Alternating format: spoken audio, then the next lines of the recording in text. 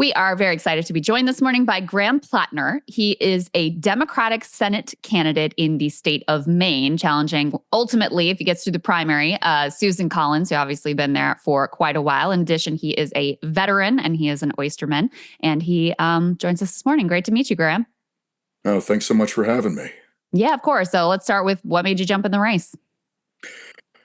I mean, at its core, I really love the state of Maine. I was born and raised here. I got to come home here after my time overseas.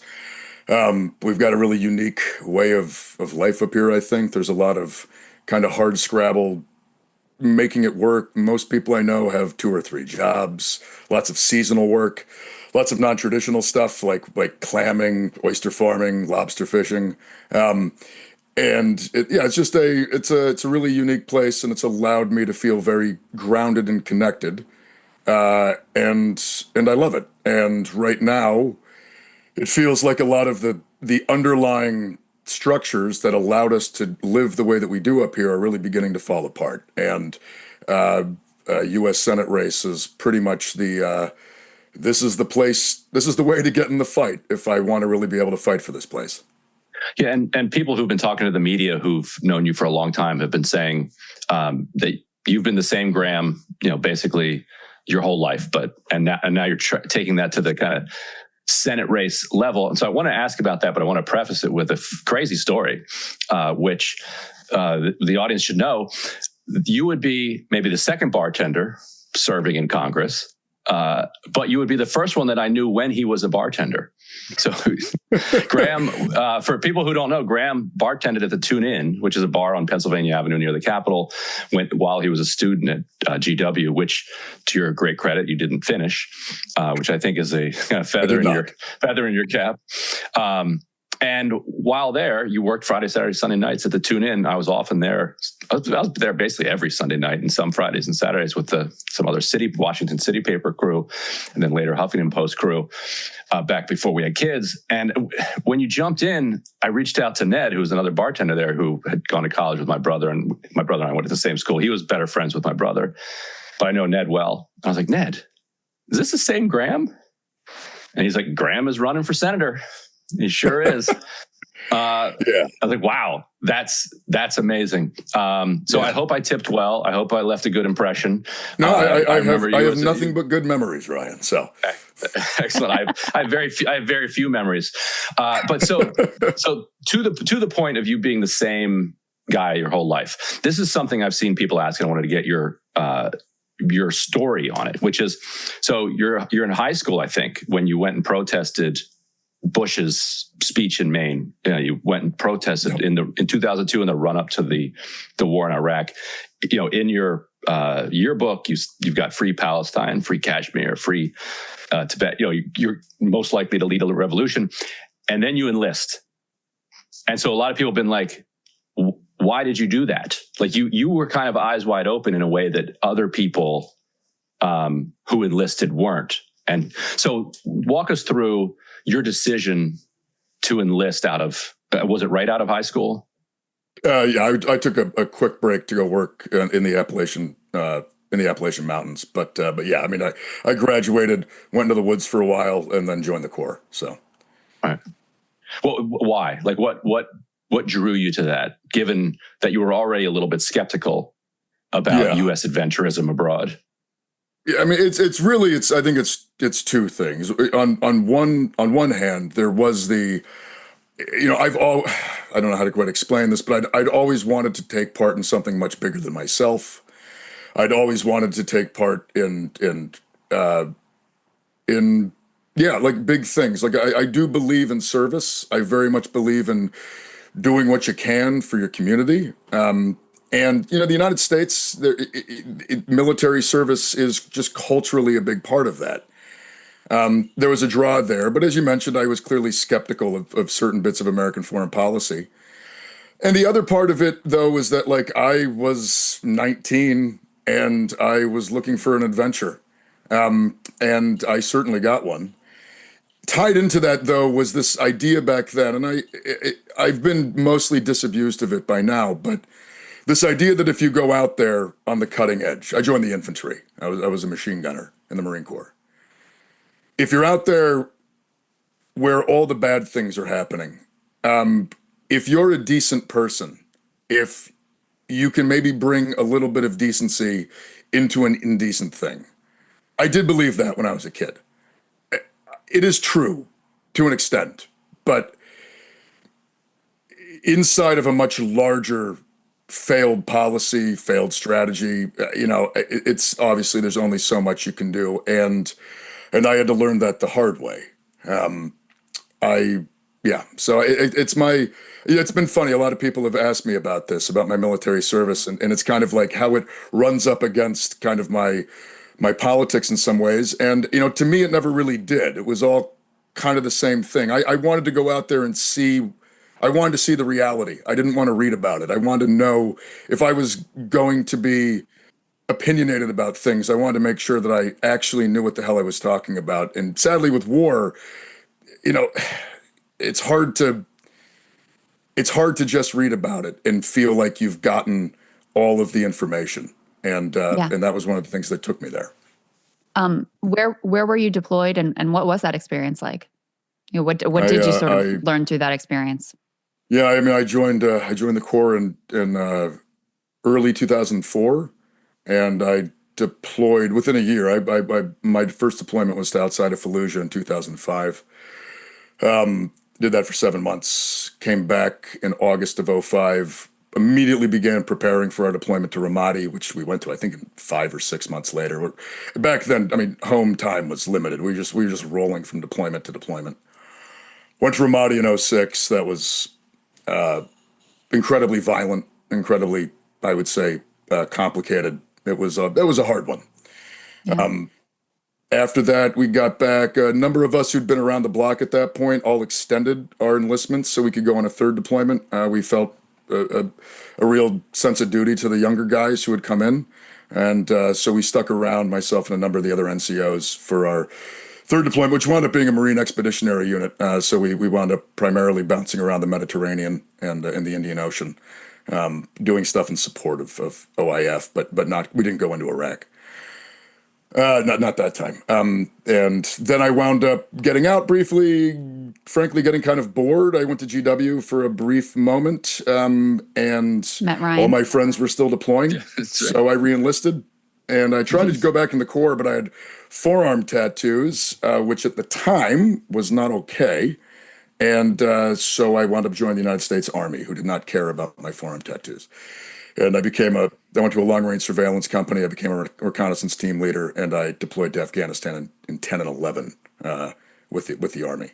So, and then many years later, 2017, 2018, I went back to Afghanistan as a security contractor. That was short-lived. My disillusionment had become quite pronounced at that point. So, gotcha. Do you meet a lot of veterans out on the campaign trail, and how have they responded to your criticism of the genocide in Gaza, and B, more generally, your criticism of a reckless American foreign policy? Yes, and the response is always very positive. I mean, look, when you've been out there and you've seen it for what it is, when you come home and you see, you see kind of a system that just kept on rolling along. People always talk about this kind of bitterness that a lot of combat vets feel when they come back and society doesn't understand them. That's true. There's also an element where you come back and you realize that you got really taken advantage of, and all of your ideals and your beliefs, your willingness to put yourself out there, to put your life on the line, to see your friends frankly get sacrificed, and you come back and you realize that it was all for nothing. That's hard.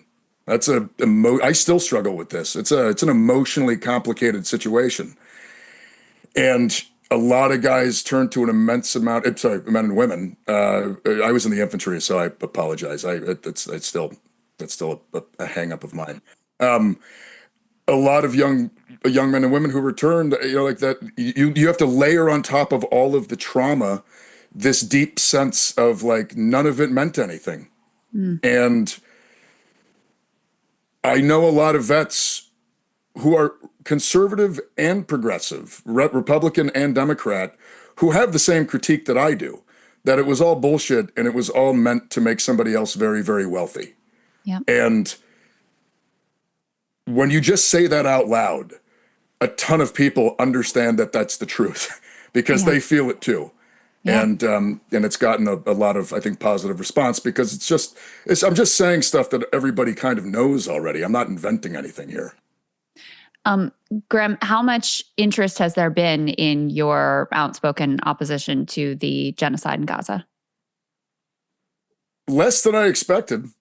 I will say, I mean, from the obvious channels, that's expected. Susan Collins said something about it like on the second day. Like you thought you would get hit harder, you mean? Yeah. Right. Got it. Because I was right out the gate. For me, it's not worth mincing words on this. You're going to have to talk about it eventually. I like the fact that people still try to hem and haw on this is both. I just think it's morally horrific, but on the flip side, it also doesn't make any sense. Like you can't hem and haw on it, and you're going to get asked about it. So you may as well just rip the Band-Aid off and just deal with the reality that we are looking at. I do firmly believe that even within the last month, the conversation has changed significantly. And it does seem that history is, in this case, at least when it comes to public perception, trending a little bit towards justice. It's going to be, we will never be forgiven for what we have helped make happen here. Nor should we be. I think people are starting to realize that, though. Graham, why do you think that Susan Collins has been so uniquely difficult to supplant? Everybody thought she was going to lose last time. Polls looked like she was going to lose. Her opponent raised tens of millions of dollars and then nothing. What is it that Mainers think they're getting out of her? And do they still feel that way, do you think? So, the big answer to this is that things have changed. Susan Collins has relied on an immense amount of Democrats in the state of Maine to vote for her over the years. Which a lot of Democrats in Maine were willing to do, myself included. I voted for Collins in the first election I could ever vote in. But there was like this, the moderate charade did last a long time, but it's gone now. Nobody believes this. Even Republicans don't believe it. It's nobody thinks she really stands for anything. So there is. Well, Graham, let me actually, to your point, this will back you up. She recently went to just like a ribbon cutting kind of thing and got protested, and people were chanting, what we need to do is vote for you. So you've clearly made quite an impression on a lot of people in the state in a short period of time. Let's go ahead and play D1, guys. But I'm so disgusted with the cuts the Republican Party has made to this big ugly bill. That's what you're considering. Get out of here. So now, if you would let me celebrate. Oh, please. There's no celebration during genocide. You're gonna fat shame me? So could you just? You're not so slim yourself. Could you please just listen for just one? We like you. No, you never listened to us. You never listened to your job. Listen. Your votes destroyed our Supreme Court. You refuse to have town halls because we are listening to us. For a moment, Why are you funding genocide? could you just listen? You have voted for our Israel every vote. I have a suggestion. Could you listen to the suggestion? Vote Graham Platner. Could you? Yeah. Graham, were you surprised at all to see that? I'm not. Obviously, it's quite. The reaction to all of this has been quite flattering and, in many ways, very surreal. I'm not surprised. Susan Collins hasn't held a town hall in, I think, 25 years. Wow. She is uniquely inaccessible to her constituents. And so it does not surprise me that at this point, when her constituents find ways to access her, they're going to take advantage of it. So no, I'm not surprised. How's your fundraising been? Because in Washington, that's the thing that people like the Democratic Senate committee, if they're trying to talked to Janet Mills about whether or not she should run, are looking at, like, have you seen an influx of small donors from around the country, or what can you give us any details?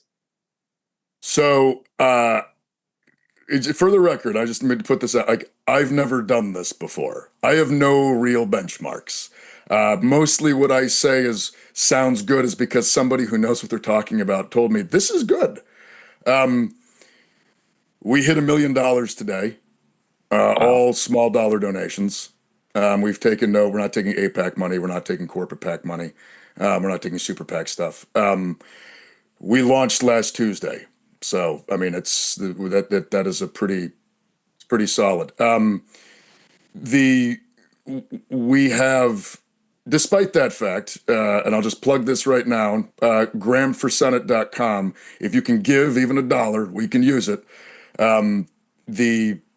We need to raise a lot more, but we have been able to, I think, tap into a fundraising mechanism that I think we saw a few years ago explode with Bernie, with AOC, with a lot of the kind of small dollar stuff, and it seems in some recent races it hasn't been able to be tapped into as much. But there's just an excitement that I think is born from an angst and an anger that people really did start to feel like. I think some people started to give up. Not because they're apathetic, not because they don't believe, not because they're politically disengaged. I think there was an element of a lot of people just looked at what's happening and started to feel like, Jesus, what can we do? Right. And now we're talking about building working class power. We're talking about building a movement. We're talking about, frankly, doing what needs to be done, which is rebuilding movement politics here in the state of Maine. And that is speaking to people, and they are getting in the fight. They're signing. We have 300 volunteer signups a day, which is, I mean, wild to me. I mean, it's overwhelming, and it's humbling. It's all very strange for me personally because 2-3 weeks ago I was still very much living a very quiet life. But I think on the fundraising front, we've been able to show that this mechanism still works, and it's still powerful, and we can still do this. Graham, last question for me. I saw you on CNN say, I'm not voting for Chuck Schumer for leader. I suspect you probably have some critiques of Hakeem Jeffries as well. APAC Shakur, as Charlemagne the God is calling him. But, where do you think the Democratic Party leadership went astray? I mean, I think it's actually pretty simple. The Democratic Party leadership, a long time ago, I'm going to say this very quick. I don't actually blame many of these people as like individuals. I think that they have grown up in a system that showed them a way to success that was not actually tied to reality. It was tied to massive amounts of money. And in some ways, I think that because of that, like they almost are like emotionally and ideologically incapable of understanding the moment that they're in. And so I mean, that doesn't excuse anything. I'm not trying to make excuses for people, but I do think that that's why we need different leadership. We need leadership that does understand that when they send out text messages saying we're in a fight for our democracy, we actually are. It's not a fundraising message. It's a legitimate thing that is happening, and we need to be acting like the language we are using. And I think the fact that our leadership has not done that just shows that we cannot continue with this kind of leadership in the party. And last question for me, your campaign put out a poll or shared a poll with the media yesterday that they had done internally that found Janet Mills, who would be 79 when she's sworn in, which would make her the oldest freshman senator in American history, which is amazing considering how old the Senate is in general, had her neck and neck with Susan Collins and had you up something like 16 points. Now, polls in Maine have been bad in the past. Sarah Gideon was expected to win by like 5. So you got to take them all with a grain of salt. But when you dug into those numbers, when it came to independents or Republicans, what jumped out to you? What jumped out to me is that like my theory is holding true, which is that here in the state of Maine, we have 30% Democrats, 30% Republicans, and 30% unenrolled / independent / third party. You need to appeal to those unenrolleds and independents. You need to appeal to those Republicans who voted for Donald Trump because they wanted big structural change, and what they've gotten is just getting robbed more. And they're starting to realize it. It doesn't surprise me because my theory from the get-go has been that not only can we beat Susan Collins, but we can crush Susan Collins if we build a legitimate working class movement that's based around fixing material issues in people's lives. It's very simple. Down here in the real world, pretty much everybody's got the exact same problems and they all pretty much blame the same people. We just need to harness that. We need to tap into it. And we just need to point all of that energy in the direction it needs to be pointed, which frankly is just up. Mm-hmm. We have not been doing that. And if we do that, then we're going to win. And we are going to win. Well, Graham, congrats on a massively successful launch.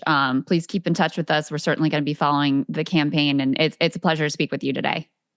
Thank you very much. It's a real pleasure, guys. I really appreciate it. All right, and we'll see you at the Tune In next time you're in Washington, D.C. Yes, indeed. Hey, if you like that video, hit the like button or leave a comment below. It really helps get the show to more people. And if you'd like to get the full show ad-free and in your inbox every morning, you can sign up at breakingpoints.com. That's right. Get the full show, help support the future of independent media at breakingpoints.com.